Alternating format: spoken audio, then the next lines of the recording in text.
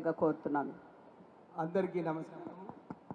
ఇప్పుడే మన గౌరవనీయులు మంత్రివర్యులు సీతక్క గారు చెప్పినట్టు రాష్ట్ర ప్రభుత్వం సీఎం రేవంత్ రెడ్డి గారు, ఉప ముఖ్యమంత్రి బట్టి విక్రమార్క గారు ఈ రాష్ట్రాన్ని అప్పుల రాష్ట్రం చేసినప్పటికీ టీఆర్ఎస్ ప్రభుత్వము ప్రయత్నాలు చేసి ఈ ప్రభుత్వంలో మహిళలకు మేలు చేయాలని చెప్పి ఈ ఇందిరా మహిళా శక్తి కార్యక్రమాలు తీసుకోవడం జరిగింది.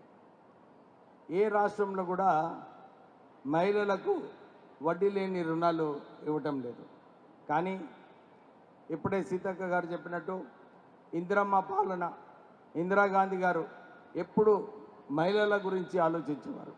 మహిళలకు మనం ఏదో ఒక కార్యక్రమం తీసుకోవాలని చెప్పి ఆ రోజులలో కాంగ్రెస్ ప్రభుత్వమే ఈ సెల్ఫ్ హెల్ప్ గ్రూప్స్ ద్వారా వడ్డీ లేని రుణాలు ప్రారంభించి ఈరోజు 50,000 సంఘాలకు ఈ వడ్డీ లేని రుణాలు ఇస్తున్నారంటే మీరే ఆలోచించాలి. ఆర్థికంగా ఇబ్బందులు ఉన్నప్పటికీ కూడా మహిళలను ఆదుకోవాలని చెప్పి ఈ వడ్డీ లేని రుణాలు మన మహిళా శక్తిలోకి ఇవ్వడం జరుగుతుంది.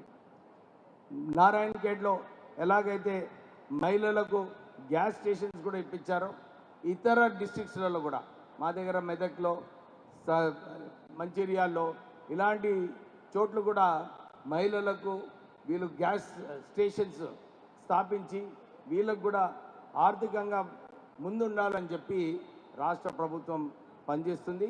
ఇంత చక్కటి కార్యక్రమానికి ఇంతమంది మహిళలు రావడము, ప్రత్యేకంగా మన డిపార్ట్మెంట్ సర్ప్ డిపార్ట్మెంట్ నిజంగా అన్ని చోట్ల వెళ్ళినప్పుడు వాళ్ళు ఫీడ్బ్యాక్ ఏదైతే ఇస్తున్నారో చాలా మంచిగా పనిచేస్తున్నారు, మహిళలకు ఉపయోగపడేలాగా మీరు పనిచేస్తున్నారు. సో ఇలానే కొనసాగించాలని చెప్పి మనం మంత్రివర్యులు పొన్నం ప్రభాకర్ గారు ఇక్కడ డిస్ట్రిక్ట్ మంత్రి ఇన్ఛార్జ్ వారు చొరవ తీసుకొని ఈ కార్యక్రమం పెట్టుకోవాలి, మహిళలకు ఈ వడ్డీ లేని రుణాలు ఇప్పించాలని చెప్పి చేసినందుకు వారికి కూడా కృతజ్ఞతలు చెప్తూ, మా మేయర్ గారు మహిళా mayor, first lady of the city చాలా అద్భుతంగా పనిచేస్తుంది.